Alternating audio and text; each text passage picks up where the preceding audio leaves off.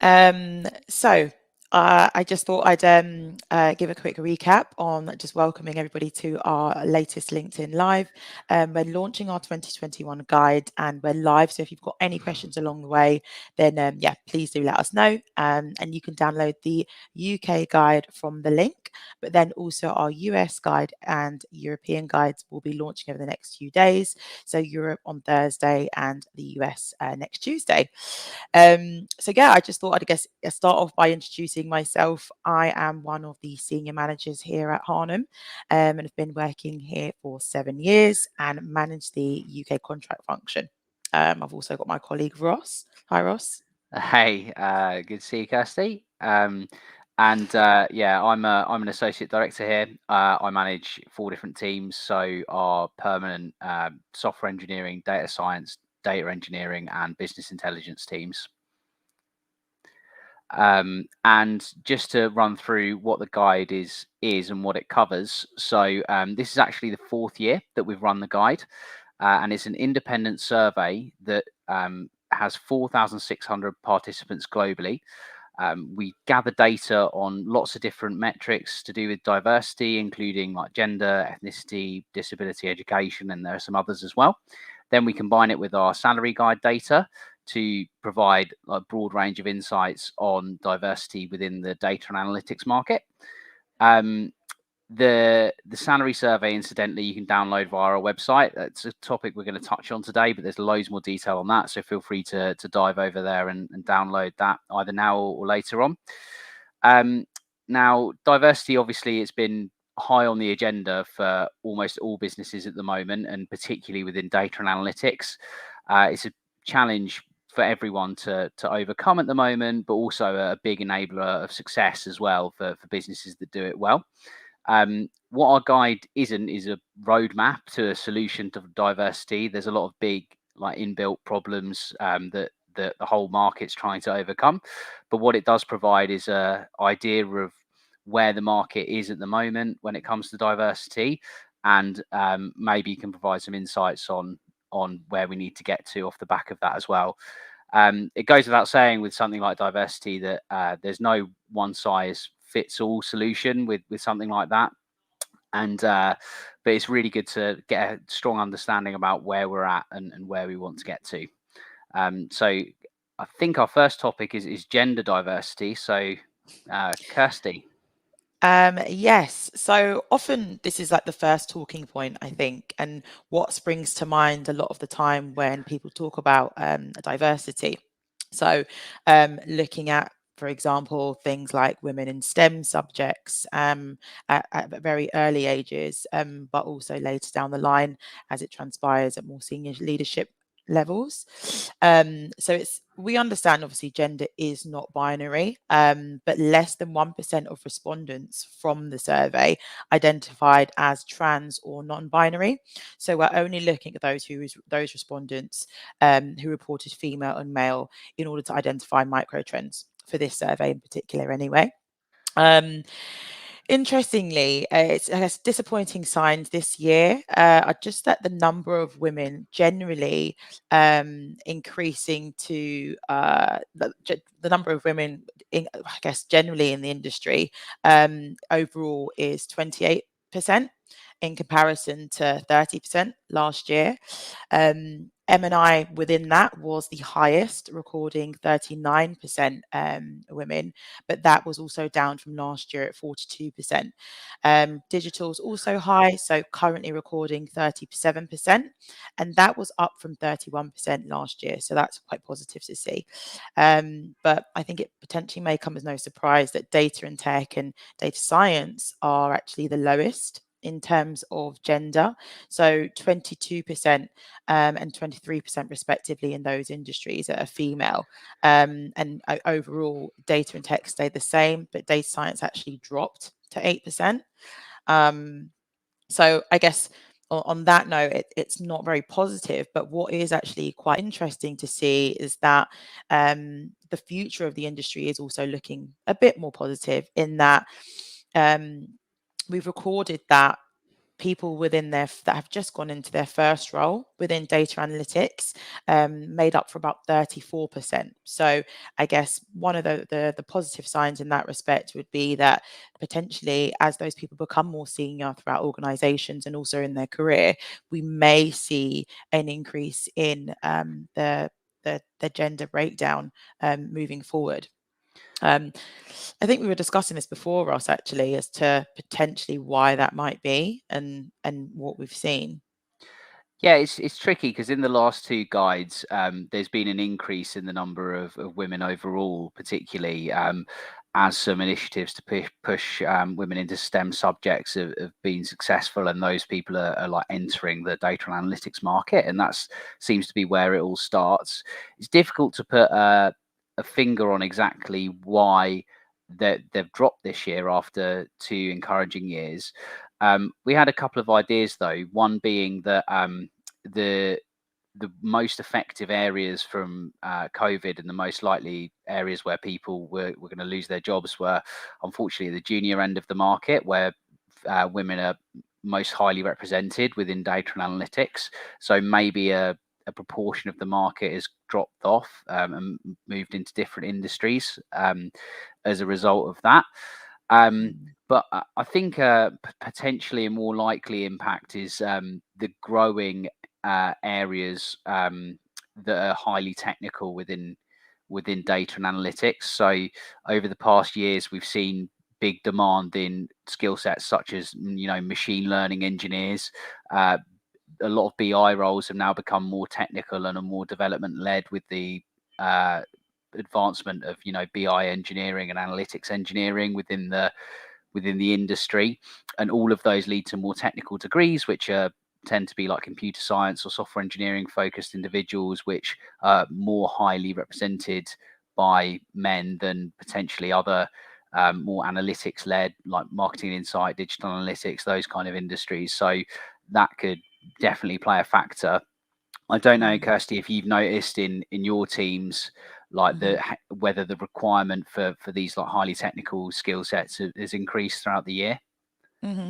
Definitely. So, interestingly, I was actually looking at this about a couple of days ago, and that we've seen the requirement for data engineers increase rapidly. I think it probably actually makes up, particularly for about 50% of vacancies and that we get, and so that is massive potentially in comparison to what we've previously seen. And a lot of that time, obviously, it being contract, people they want somebody that is a subject matter expert, and therefore has already kind of been delivering those services for years and years. And so I guess with that being said, they probably wouldn't be looking to that maybe first in data analytics role where you are seeing more women. So I think that's one thing that we're noticing. However, we are also noticing that clients are referencing this as well when they are asking for shortlists in terms of candidates. And I guess our clients and other businesses in particular are looking at that as a factor. And also, interestingly, also taking on that feedback that potentially they might want to diversify the backgrounds in which they're getting these candidates from, based on the fact that it's not very heavily diverse, I'd say. Okay.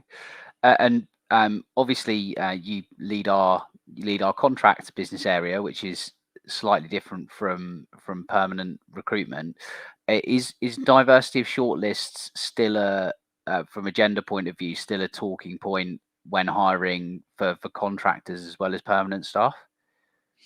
I would say it depends on the size of the business, because it depends on the size of the business in a number of ways. So what we are seeing is that smaller businesses, a lot of the time, their makeup of the teams is actually pretty important to them, because a lot of the time it's more intimate. And so they want to be able to see a diverse caliber of candidates. And that is why it's pretty important to them. However, that being said, it also depends on the competitiveness of their opportunity. For those clients that aren't really positioning themselves and they're aware they're not positioning themselves in a competitive way, it's not at all. It's not even mentioned. And then similarly with the large organizations, we do see it as a talking point and continuously referenced. But I would say sometimes it's mentioned at the beginning stages. I wouldn't say throughout the process more so. Yeah, for on our side for permanent hires, it's always spoken about in the job briefs, like 80% of the time, and we do everything we can to get as diverse shortlist as possible. But particularly in my teams, where 20% of the market, only like 20 to 25% of the market in data science and data and engineering, for example, are women. It can often be difficult to get really good diverse shortlists and get an equal number of people going through each stage. It is definitely a focal point for people building teams, though, and everyone wants a diverse team at the moment, and often female talent can be even more hotly contested than the general talent in the market. We found over the past year. Just a reminder to everyone that feel free to ask questions below. I think there's a comment box next to the window, and if you do have any questions for Kirsty or I about diversity on the market or what we've seen managing teams, recruiting in it day to day, and clients doing things day to day, please feel free to ask a question. And as I say that, we've got a question saying, have you got some charts showing the relative breakdown of between different sectors? We've got that in our diversity guide, so I think there's a link below this window where you can download all of the breakdown and all of the charts and have a look at everything in detail. There's lots of detail in there and plenty to tuck into, so feel free to dive over to that.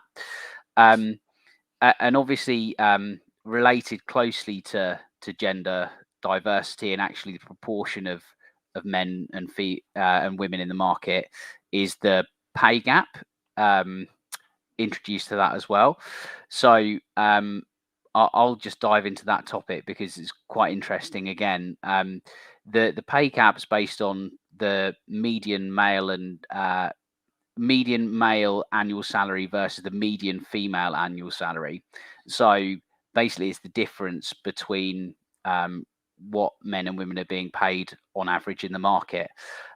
This has actually increased again this year, which is not what we've seen in the last 2 years, and obviously not what we want to see. Overall, in the UK, the pay gap 7.4% difference between men and women. In data analytics, it's actually 13.5%.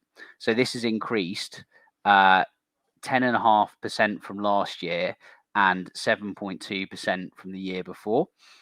So the average salary of a man within data and analytics market in the UK is 57,800, and the average salary for a woman is 50,000, according to the data we've collected.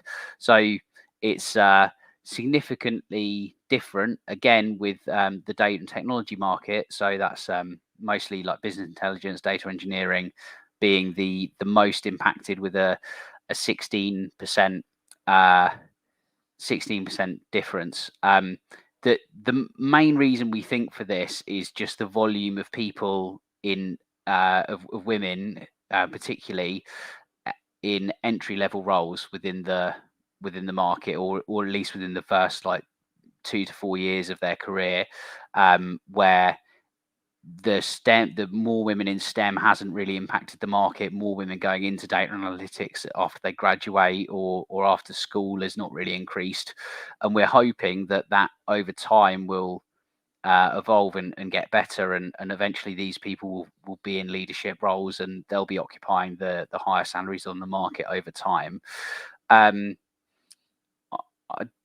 A question from Anton is saying, just asked where the data is coming from. Just as a recap, we have have a survey with 4,600 people globally, plus some extra data from our salary guide. So that's where we're kind of collecting the data from. And it's on a whole host of different metrics, and that's all broken down in the guide. If you do want to download the guide, it's in the box below, so you can have a look at it whilst we're chatting away. Kirsty, just a quick question for you. I don't know if you've kind of noticed that seniority split in the market, and you've seen a higher proportion of men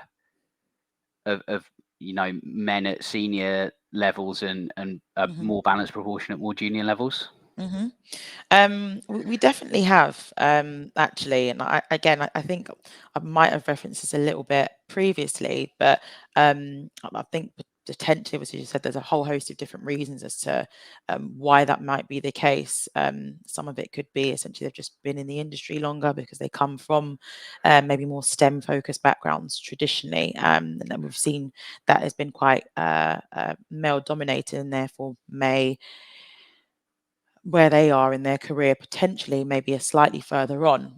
However, I do appreciate that that might be slightly a bit of a generalization, because I think we also do see that there are trends as well, in that some women may not continue in their careers in data, or may switch across. So I've also seen a lot of candidates that maybe have gone into, like female candidates that have gone into the world of like data and technology, and maybe been from more of a back end focused background, and then have moved into more of the like marketing focused areas.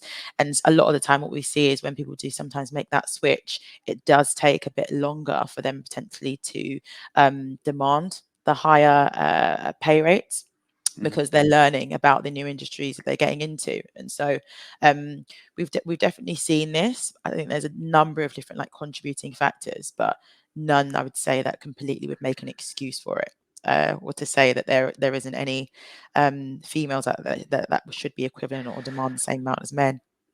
Yeah. And thinking about it as well, to build on what we were talking about earlier, the big growing markets at the moment, all of data analytics is growing, and all of it's expanding, and it's a great industry to be in for everyone. But the fastest growing areas and the kind of almost newest areas are, again, the data engineering side and the data science areas, where typically they're more technical, they're more computer science led, where the representation's worse again at STEM subjects, because those areas are most in demand. The pay is increasing faster in those areas, and that could also be impacting the pay gap within the data and analytics industry. We'll have to see how that develops over the next few years, and it will be interesting as more and more of those roles become available, how women enter those industries as well, because I'm sure they will, and hopefully we'll see the product of more women coming through STEM subjects again continue to improve that. But we'll have to see how that goes. One thing that I know nothing about, Kirsty, is on like contract, because it's like proven with salaries in particular, the pay gaps. Is the same thing go across like day rates for someone acting as a consultant or a contractor? I wouldn't say so, actually, no. Because what often happens is, obviously, they're people, right? So generally speaking, initially, if someone's got the same skill set, and they're measured in that way, they're usually kind of they usually businesses, you will usually value them at the same rate, and that's it. So we don't often see, for example, under offers in terms of pay rates for women. If we're looking at a marketing and insight analyst that's a female or a male, it's a lot of the time we actually do see it dependent on the experience, the companies they've worked at as well, and relation to the company that they're going to. So I'd say a lot of the time on day rate contracts, it's a lot more around, can you deliver this project? Have you delivered this project? And that's it. Which I think is pretty encouraging to see. But I guess a lot of the time we do also see that there are less females in relation to males. So I think that probably might add to, or I guess detract from what I'm saying. But generally speaking, we don't see if there is a female equivalent to a male, vice versa, in terms of experience, we wouldn't see one going to be less or higher than the other. Okay, that's good to see. And I guess with particularly with contract roles, there's not the same like tiered seniority almost in the same way. There's like a fixed project that they need to deliver over a certain period of time. So maybe it's has less like long-term impact as a result on that from the kind of hierarchy that you see in permanent roles. It obviously still exists to a degree in contract roles, but maybe not as often. Been given a bit of a tricky question from Marius, but I'm gonna give it a go. So he's asked if we've noticed companies leaning towards selecting females during the candidate selection process to try and keep the male female balance in data science. Being honest, like mostly no. So often, like irrespective of gender, candidates always, particularly by companies doing it well, are always assessed on the same criteria. They go through the same interview process. They're challenged equally, and whether a man or a woman like passes or fails during a technical stage or a competency stage, that would be judged equally, and most companies would try and do that as equally as possible. The ways we have seen companies proactively try and balance their shortlists is not progressing people to final until they've seen a certain number of qualified women at the initial stages of the process, and that is something we've seen them do proactively. And sometimes we have had requests for only women just to top up company shortlists. That's something that we can't do legally, is like from a positive discrimination point of view, and we can't just go out and search for women on behalf of the company, because that's unfairly ruling out qualified people for the job.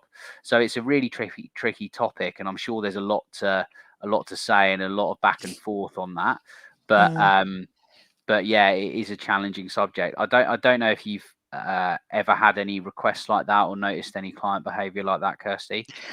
You know what? No, but what I have actually seen is the opposite. So, if clients are aware of potential unconscious biases that may come about, a lot of the time, what we have seen is companies ask for CVs that where their name isn't on the CV.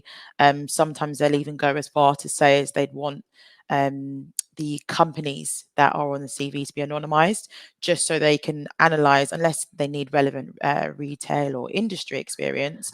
They just want to see literally based on merit of their commercials and what they've put on their CV. And only when it gets to a selection process in terms of interviews, then they'll actually know who that candidate is name wise. But I think, yeah, I've definitely say we've seen the opposite of that. Cool. And a question from Sam, and I'll throw this over to you, Kirsty. Have you noticed, or do you predict a change in diversity with the rise in remote working? I'd say yes. I'd probably predict it more so. Interestingly, I think there's always an assumption, potentially maybe more of an uneducated assumption, that remote working a lot of the time would allow for things like childcare. But what I've personally experienced actually is that childcare responsibilities and things like that are actually a lot more, because of remote working, shared between both parents, so whether it be male, female, etc., which is quite nice to see, and therefore people are actually demanding that that's quite an important aspect of a role. And we've even seen people reject offers, not extend contracts because of that. And so what I think we probably are going to see is maybe, or have been seeing actually up until now, is that businesses are a lot more looking at remote working as an essential option. And therefore, based on, I guess, just allowing flexibility, it should open the not floodgates, but I'd say it should broaden broaden the kind of candidates that are eligible for each role. So Yeah. yeah, I'd say that would be my answer. Hopefully that's enough. Great, and there's plenty more we can talk about there on gender diversity in data analytics, but there are lots of other types of diversity we want to cover as well. So just as a quick reminder, if you want to download the guide, it should be in the link below. Just feel free to click on it. There's loads of detail in there, much more than we're going to go on this LinkedIn live session. So feel free to click on that and feel free to ask any questions. I think there's already been a couple of questions or comments on the next big talking point in diversity, which is ethnic diversity within the market. So Kirsty, do you want to kick us off on that topic? Of course. So the industry as a whole is more diverse than the country in theory. But I would say this is probably not representative just based on like the census that was done so many years ago. So we've kind of currently and the new census data not actually being out. But if we're looking at that alone, 73% of professionals within data analytics are white versus 86% nationally. But as I said, the diversity isn't necessarily representative of where we are now. So those from Indian, Pakistani, Bangladeshi, and Arab backgrounds make up 13% of the industry. Versus 5% of the population. And I guess the trend is similar in terms of Black professionals actually make up 3% of the population. But within data analytics, they actually make up for 4%. Again, these are based on the census, which was back in 2011. So it will be really interesting, I think, for us to be able to compare once the census data does come out in April, I believe it is, what this actually says about the makeup of the data analytics industry and where we are now. But I guess interestingly as well, Black and Asian populations increased by 50% between 2001 and 2011. So I guess arguably, that there is a potential to say are Black professionals actually underrepresented despite the increase that we've seen over the last few years. How do you see this reflected in the permanent market, Ross? Yeah, well, I definitely feel like it's a really diverse market.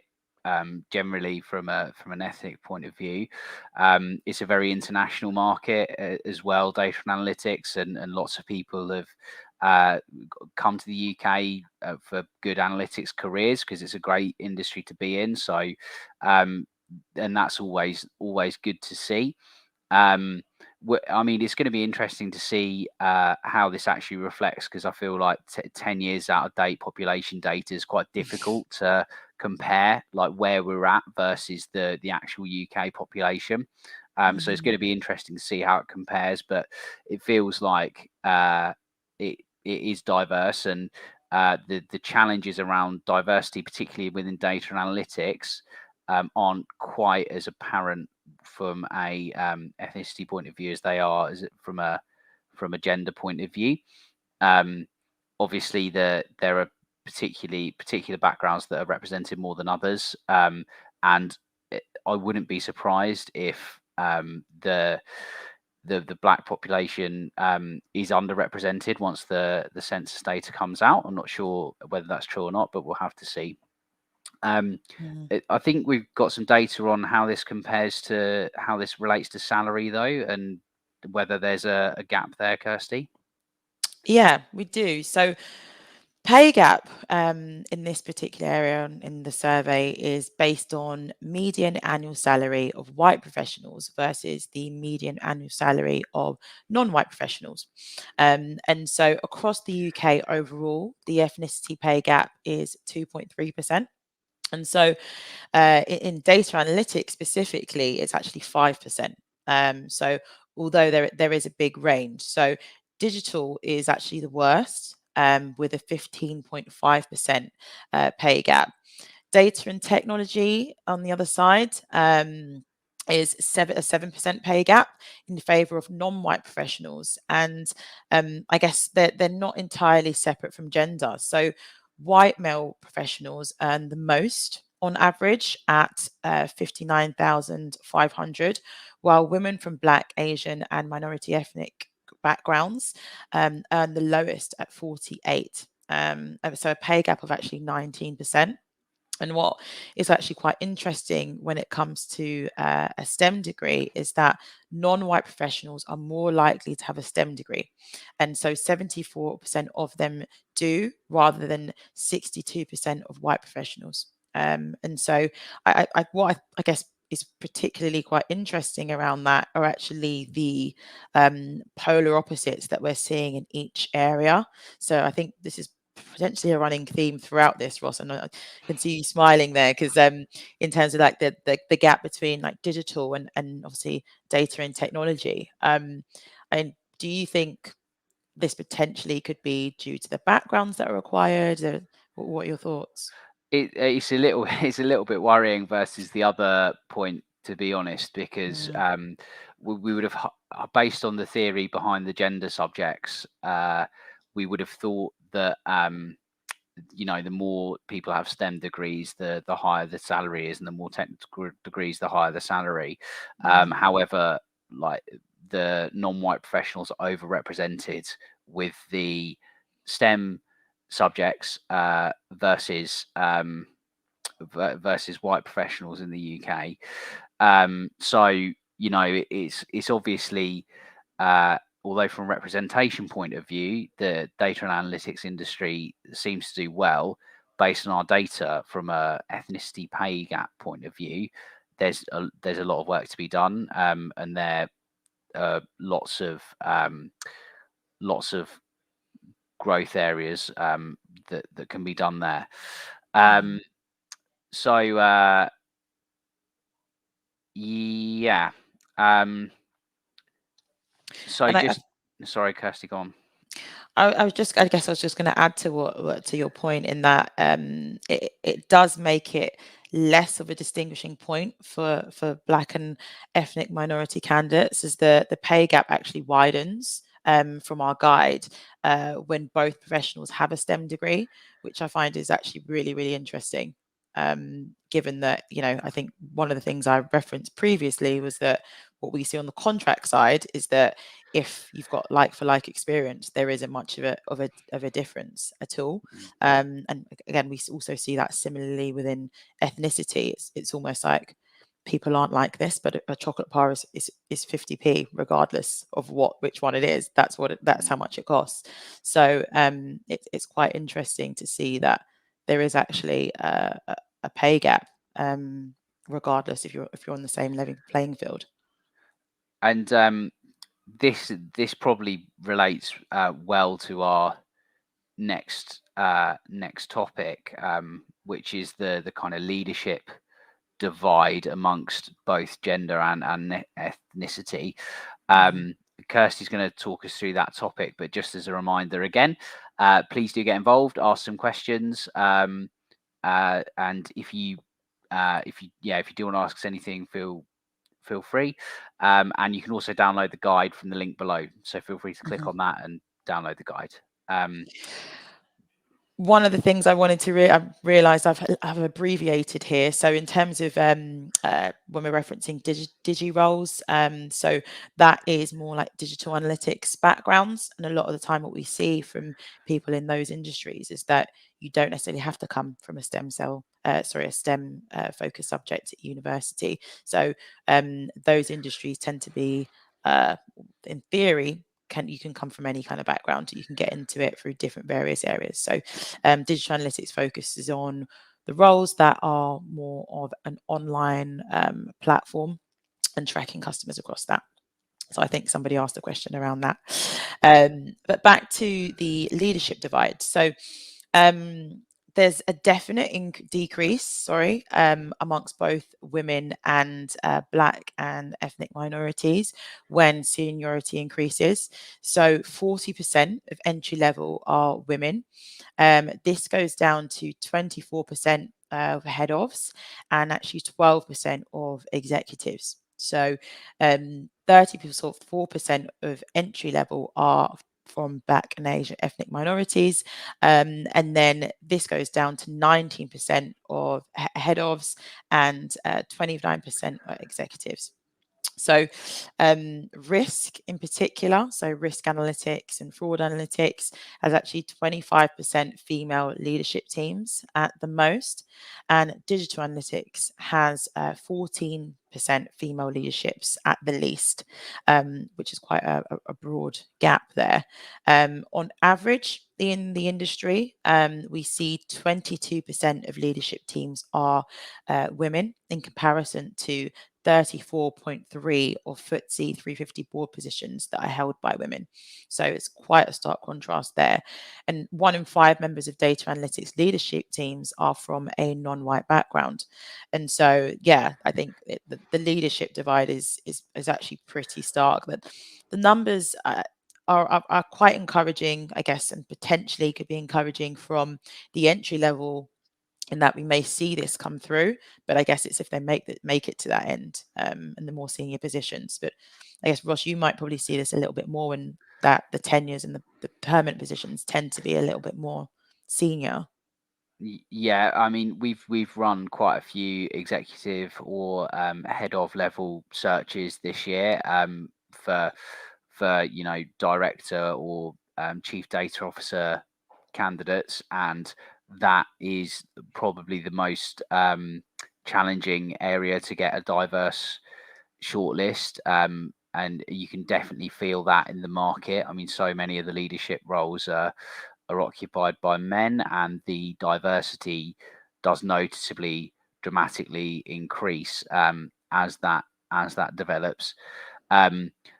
There's unfortunately there's like no quick fix for that solution, for that challenge. Sorry, at the moment there's no like obvious solution for it. But what is super encouraging is that if 40% of entry level roles are women at the moment, that's much higher than the wider industry, and hopefully over the next decade or so, as companies continue to promote diversity and try and make it more accessible for women to continue working throughout their family lives and things like that, we'll see more and more female leadership roles within data analytics as a whole, and we'll also see a more diverse, and with 34% of entry level being BAME as well, we'll hopefully see a much higher percentage of those people in leadership roles. I guess the reason leadership roles are probably so squeezed is it just takes time for any like diversity pushes from any other sphere, so by companies or by universities or by the government trying to get people in school into science or computer science or things like that from different backgrounds. It's going to take much longer for that to impact the wider market. And if you look at our guide year on year, there maybe aside from this year, there are more and more women coming into the market. So hopefully, when we do this guide in 5 years or so, we'll start seeing that really filter into the leadership positions.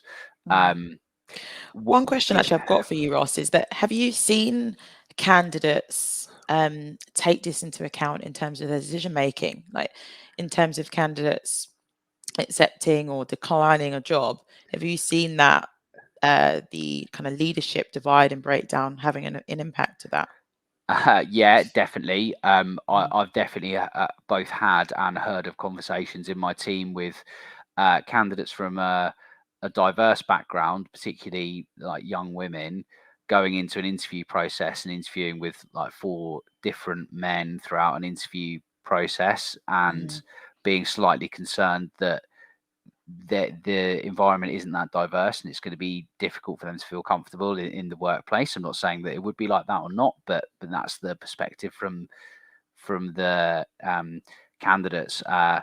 It definitely helps to have a diverse leadership team, to hire a diverse team beneath it. But it's a tricky problem to address Mm. quickly.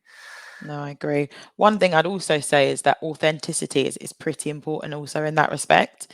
So we've, I guess, even on the contract side, seen people that have decided not to go for an opportunity because essentially a woman or someone that's from an ethnic minority has been rolled out at the end as like a final chat, and realistically hasn't maybe actually been part of the leadership team or the decision making process. So I think like a little bit of advice here, but yeah, authenticity is pretty important, and candidates can definitely see through that if it's not. Yeah. And we just got a quick question from Colleen, who asked if the ethnicity pay gap is due to tenure in the role. Um, she thinks that findings show that like tenure can have an impact on ethnicity pay gap. Mm. That would be another level of analysis that we haven't quite covered in the guide. We've covered a fair amount, but not that. So maybe that could be an interesting point. And Colleen, I'm sure the people listening in and reading the comments would love it if you could share any articles or anything like that on that, because maybe that could have an impact and that could make a difference. To the findings. So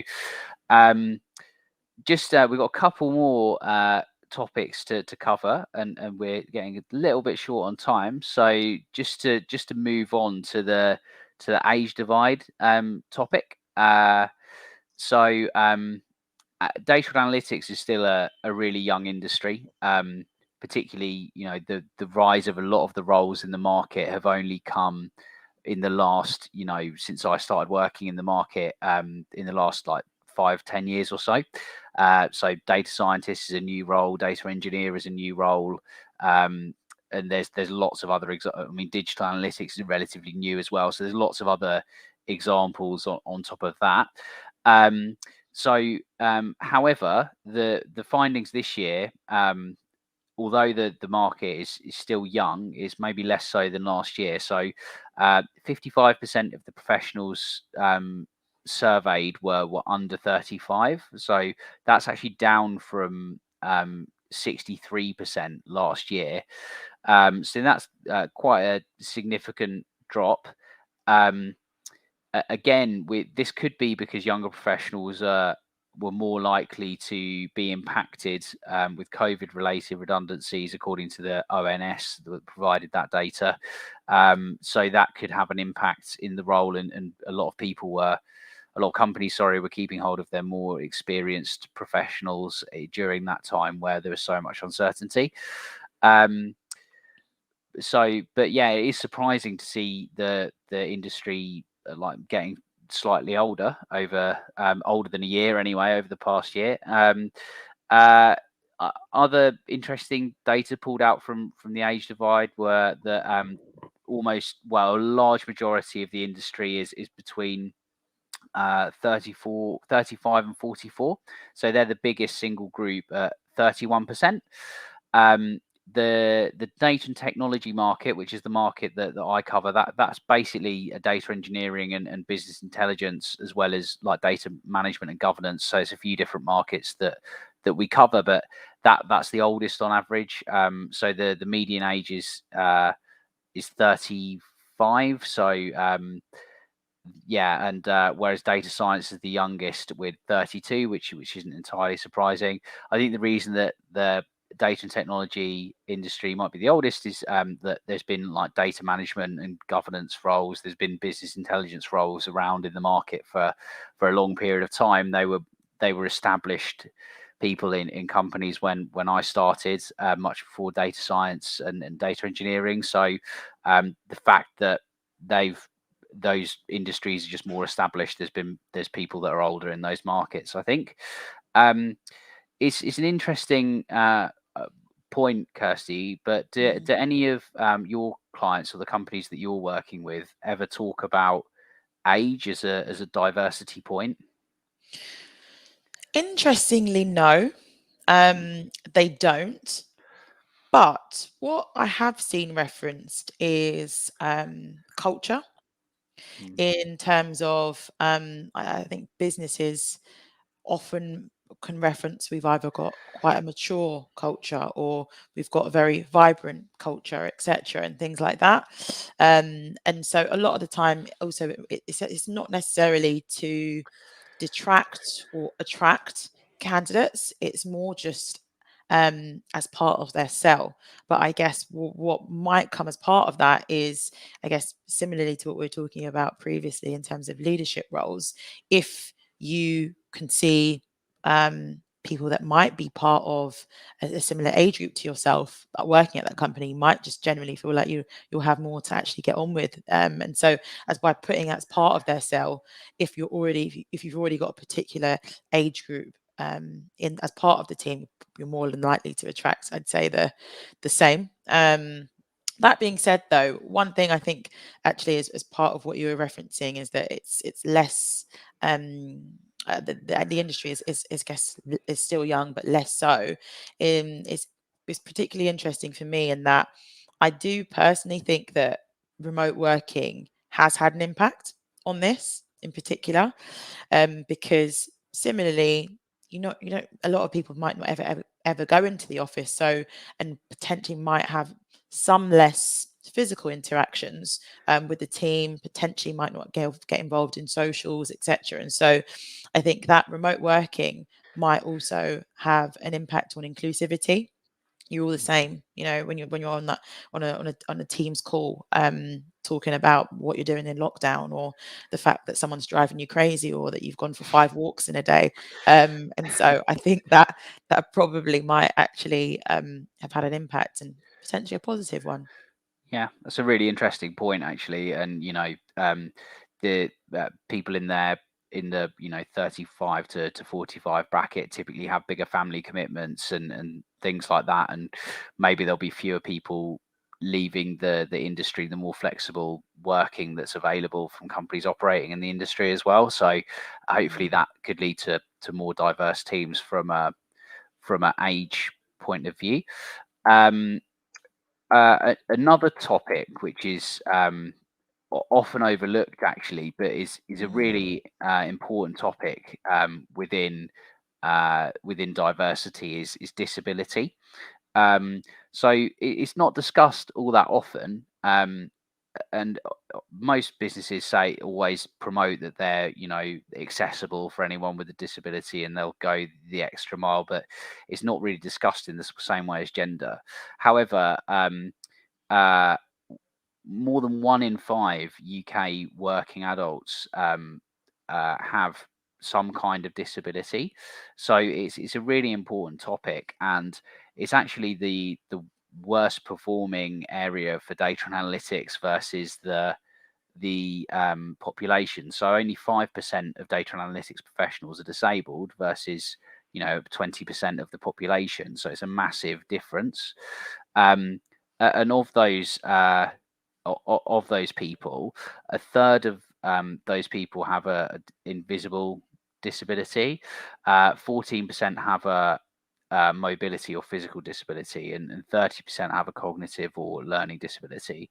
Um, it is something that it kind of goes almost under the radar a little bit in diversity conversations with businesses that we're speaking to, but it is somewhat something that companies can push, and we have seen some really great examples in diversity from a disability point of view. Some clients of ours really going the extra mile. For example, we have one client who supported someone who is blind, but they were still a analytics professional that did a lot of coding, and they went to the car park to help them into the company. They really made sure that they felt comfortable going into the business and had enough support to get into the business, and then they provided someone that could help them code, so they could basically they could work with this other person to help them deliver the technical task that they had to do as part of the interview process, and they ended up getting the job.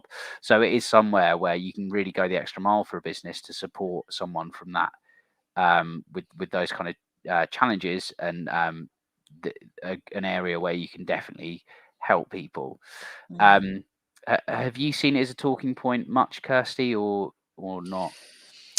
Not so much in terms of physical disability, but what I have actually seen come up is more of like the neurodiversity topics, in Mhm. that with people working from home, businesses have been, I don't know, forced or inclined, or one or the other really, to conduct things like health assessments, as to how people are able to actually work from home on their laptops, the kits, and things like that. And what's really encouraging is that we have seen a lot of clients ensuring and catering to individual needs based on like their neurodiversity. And so that kind of confidential discussion that's promoted earlier on based on what equipment do you need, is therefore allowing, I guess, professionals and individuals to be comfortable and open and say, you know, I might need a dictation, or a slightly different laptop, or I guess even a film on their screen to be able to help them see when they are coding, etc. at home. So I think what we're seeing is that it's becoming a lot more of a topic of conversation with regards to neurodiversity, because of the fact that you can have those conversations potentially more privately. A lot of the time you are working on your own at home, so you may not feel as though you are being given special treatment or want to stick out if you have got something that's different. So I'd say around the neurodiversity point, very much so. How about you? Are you guys seeing that on the permanent side? Not, to be honest, not often spoken Mm, about. When it does come up, everyone's incredibly supportive, and they try to, accommodate a single person. Maybe it's not as proactively sought after as gender diversity is as a challenge, and clearly it's as much of a challenge as gender diversity from the based on the data anyway. So maybe over the next few years, and another trend that will come out is maybe more proactive efforts in to ensure diversity with disability as mhm, well. mhm, So we've got two more topics to discuss. So the one is the education divide that we'll quickly go over, but the final one is the benefits divide, and what people are looking for with their benefits based on their gender diversity specifically, because that could be super useful. Just a reminder, we've only got a few minutes left, so please do comment with any questions or anything you'd like to ask just before we go, because yeah, not all that long left, and you can download the guide with all the data. There's loads of insights in there on lots of different metrics below. It's 4,600 people were surveyed to get this information, and it's the most comprehensive diversity guide in data analytics in the UK for sure. So please mhm. do have a look at that. Kirsty, would you like to introduce the education divide? Of course. So, education can be a strong indicator of socio-economic factors. And so, within data analytics professionals, generally speaking, they are more than twice as likely to be from a private school than a general public school. So, 16% people within data analytics are more likely to come from a private school, versus 7% nationally, which is quite a lot, and a stark difference. So 17% went to grammar school, we found, which also tends to indicate higher socioeconomic standing versus 7% nationally.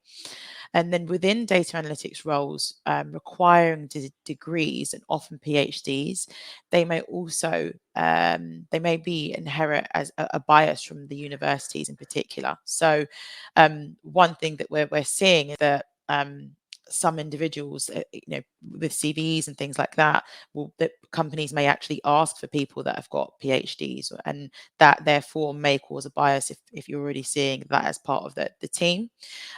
Within data analytics, I'd say, but um, if we're looking at, if we're only taking red brick unis, for example, which have known a bias to private schools, they are also perpetuating the problem.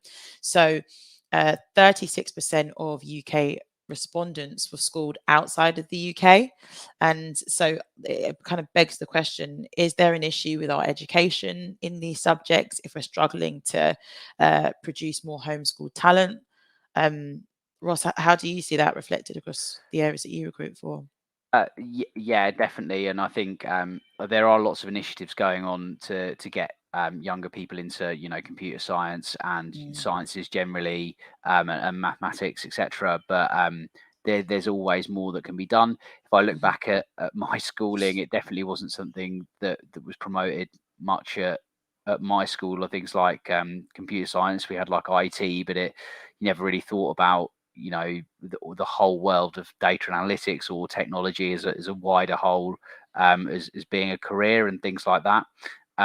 We actually, Kirsty much more than me, but we work with a company called Into Science, that Mhm. Kirsty partners with all the time, that help get people at schools into STEM subjects and get them going out and Mhm. getting degrees in those areas. And that's such good work, because if you get like someone that's 13, 14, 15, really interested in these subjects, and suddenly they're studying them, then suddenly we've got more people in data analytics and wider technology where we really need these people.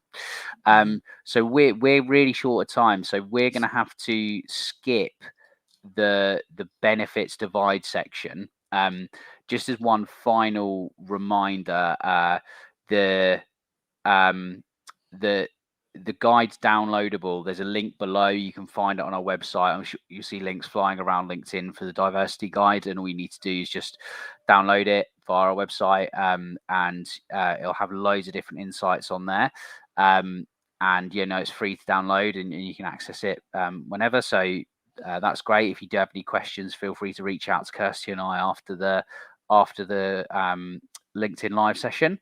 Mhm. Um, but yeah, with that guide, there's loads of information on actual benefits wanted by different genders and things like that, and what different genders are looking for. So that might help your hiring in that sense. So have a quick look at that. Um, well, thanks a lot, everyone, for listening. All your questions, as Ross said, please download the guide. And if you've got any questions, do let us know. We've got the European guide coming out on Thursday next week, and also the US guide out next week, Tuesday as well. If you work also, as Ross mentioned, with a diversity organisation or non-profit organisations and want some exposure, get in touch. We're looking at arranging LinkedIn Lives with you guys. So to share the work if you do, and generally get in touch if you've got any questions or want to talk to us around diversity or are looking to make a hire. So thanks a lot, guys. Thank you.